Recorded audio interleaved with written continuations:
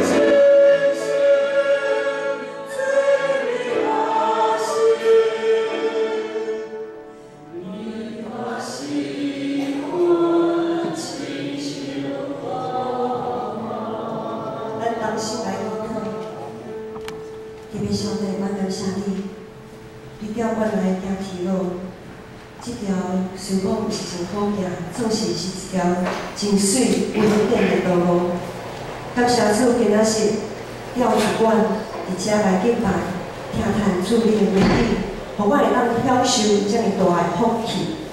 阮也将今仔日的敬拜对头到尾，咱将阮的心呼求主你信心，将阮的心门来拍开，互我会当对你来领受真理，领受道路，领受光明。我安尼祈祷，感谢，拢是奉主耶稣基督的圣名。阿门。